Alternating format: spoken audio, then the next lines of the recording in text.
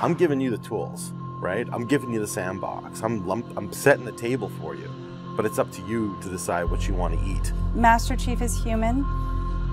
He's not a machine. He's not a set of armor with a big weapon. He's a human with resilience and courage. You know, and I was so looking forward to this moment because for Master Chief, you know, the stoic soldier, the man of few words, all that. But there was this progression, you know, in terms of his emotional side, even through the first 3 games. But this was going to be the great leap.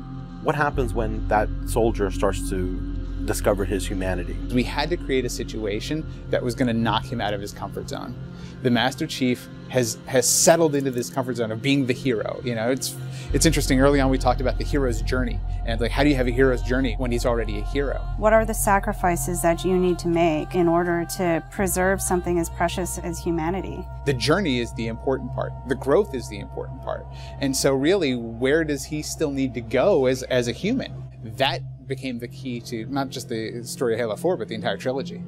We're really examining what sort of burdens a Guardian carries. In a lot of ways, the story that we're telling with Halo 4 is about putting Chief in circumstances where he's forced to change. He's forced to take stock of himself. In a way, Chief is a Guardian. Cortana is Chief's Guardian. The Forerunners were the Guardians of their own universe, and they might have to make a decision that not everyone is going to agree with and that some people might condemn.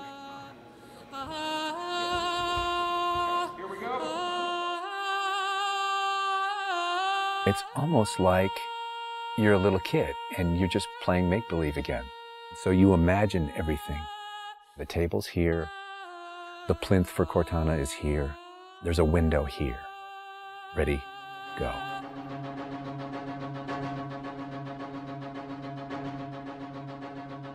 How can we immerse the player even more in this world that we've built around them? I'm not doing this for mankind. How can we have Chief have to deal with his own humanity? Everything had to be predicated by what the character needs were and what direction the characters needed to go in. The art direction specifically for Halo 4 isn't about creating an emotional tone for Halo 4, it's about creating an emotional tone for every single moment and experience that the player needs to understand. Similar to what we said is that, you know, we build what we need to see. We can't look too far this way, it starts to fall apart. But back in here, things are looking good. Film is like, I'm going to create something and it's going to be awesome and I'm going to polish it and I'm going to own it, but I'm going to share it with you, which is very different than game storytelling, which is I'm going to give you all the tools, I'm going to give you all the possibilities, and it's up to you to discover it. Answering questions and answering the directions that the narrative had already taken defined the path forward for us as we started to tell the story. We're always telling these huge, big stories. You've got Infinity, it's the biggest ship that has ever been launched. We've got Requiem, which is like the biggest Forerunner artifact we've ever found. But in the middle of all of that, we've got this very small personal story between Master Chief and Cortana. You tell a story with every detail that you put into a game. Immersion is really what allows somebody to believe your universe and also to become emotionally caught up in your universe. Ready to get back to work? I thought you'd never ask. How do we make sure the sights and the sounds and the things that they're feeling as a player inhabiting that suit really comes through more clearly? And you know, technology has allowed us to do that with much higher fidelity than back in the CE days. Okay, so those are definitely bigger ones. Yeah, those start to get... Just because we've got more people. Let's roll video. Yeah. So this will be just video and audio only, no face, no mocap. In that case, you won't mind if we return the favor. As we design these things, we put together the best plan. Until it actually touches an actor, it lacks humanity. Having the ability to work with the actors on stage, capturing their face, body, and voice at the same time, really gives us an opportunity to create an immersive experience for the actors. Working at Giant, we can have at least 8 actors in the same volume at the same time. So the objects that they're acting around and the people that they're acting with, against, through, and toward are there in the scene with them, and it makes a huge difference. We sent out a breakdown for the characters and how we wanted them to feel. We ended up getting 80 or 90 submissions back through our casting team. Casting for the Master Chief is tough. You need a performer that has a really raw physicality to him, and yet he has to, within the confines of this suit, be able to relate and relay emotion. I like to express myself. I freely do it. I wholly do it. I enjoy it. And so pulling back on all of those instincts is what's required to play him. Imagine that translating to a 3D model with huge armor and making sure the personality of Chief's movement comes through that armor was really critical. And that really came down to Bruce's acting, his physical stature, and really his physicality as he went through all of the performance. You'll never see his face or hear his voice, but all of the other actors that are playing off of him have received so much from him in their performances, and I think that they would all agree with that.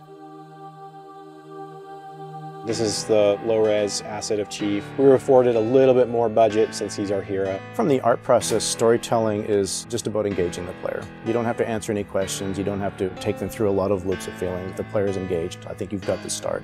So Master Chief's a difficult one because he's a dude in a helmet. There's such a, particularly in science fiction, such a fantastic history of people being completely realized as people without having their face as a tool. For us, it's making him feel like a real person. We have a nude male sculpt, and then from there we sculpt it on physically a tech suit. And on top of this, guys, when we like spend time just doing all the details and trying to add some of that functionality, even little bits here and there like Braille, and this just reads 117.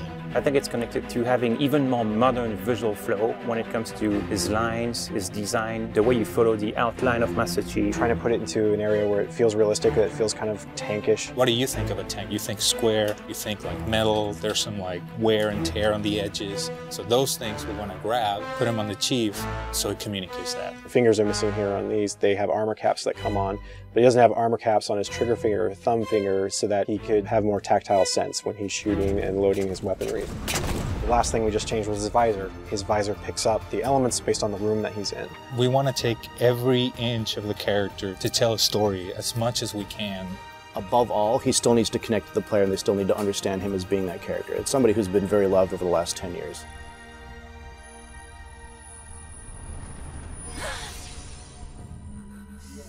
The irony here, right, is that we have a character who's not human at all in Cortana. I was put into service 8 years ago. She is the most human character that we have in the story.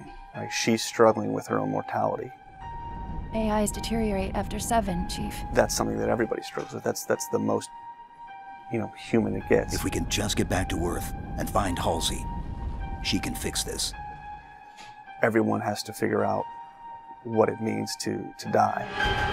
She's strong, she's convicted. She herself is going through a really difficult time in understanding the things that are happening to her. We were looking for somebody who really could bring just fire and stuff that's required for some of those sequences. We needed to make sure we found someone that had some innocence to her, but also could be very strong at the same time. If you imagine that you could have 20 emotions at one time, she has that. I will not allow you to leave this planet! She's really the heart of the game and the heart of Master Chief and explains what's going on and why it's a problem. I didn't mean to. I didn't mean to do that. Cortana is certainly our biggest human connection, I think, with the entire story. How can we see these subtle details in her facial structure? It's the Forerunner symbol for Reclaimer. So this is the baseline where we started from Cortana, and then we go through and tweak and modify, having all these different elements moving throughout her that make her feel alive constantly. We wanted to make it to where you could have code flow lines start from every digit from her toes to her hands, and then be able to flow all the way up into her head. What you experience is her taking care of you as a player from a gameplay perspective, but I think you also start to get a sense of how she takes care of the human side of Chief. Wake me when you need me. They spotted us! Bringing Jen and Steve in and having them layer their voices over the character performances in the cinematics, that just brought the whole experience together. You look at just the number of lines that the Chief has had over the course of the franchise, and it's not a lot. How much firepower would you need? And yet people will immediately call you out on the Master Chief's voice being something very distinctive and important to them. The funny thing is that they've had this off-screen chemistry because they didn't actually meet until last year. Not only is this the first time they've ever sat together on a panel, this is the first time they've ever been in the same room or even met. So seeing them meet and seeing them have that chemistry in real life and seeing how they acted together in scenes just felt like we just missed this opportunity for all these years to actually get them together and get something even more memorable and more exciting out of them. In the beginning, they were great choices for those characters. You know, Steve has this very stoic personality that comes through in his few words. The same way Jen's voice is confident and it's strong, but it can also be playful. You do know you don't have to wait until the last minute just to impress me, right? In many ways, Halo 4 is the first act. We want a player to be able to ask themselves what it is to be a hero. Is the sacrifice worth it? I often think of him as like Atlas, you know, like he's got the weight of the world on his shoulders all the time. Chief and Cortana are the same person, but she has always been the reflection of his humanity. People don't play Halo to watch a soap opera, and yet you don't want to just be kind of pulp. To me, it's a natural progression of this story, and it takes this relationship to the place it should go to.